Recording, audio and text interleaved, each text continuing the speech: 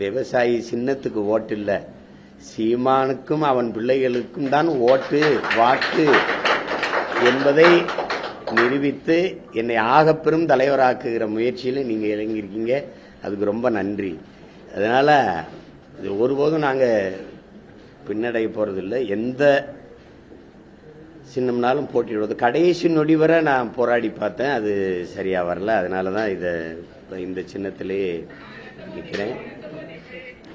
என்னுடைய அன்பு மக்கள், எங்களை உற்று கவனியுங்கள். நாங்கள் உங்களுக்கானவர்கள், உங்களிடமிருந்தே உங்களுக்காக வந்தவர்கள்.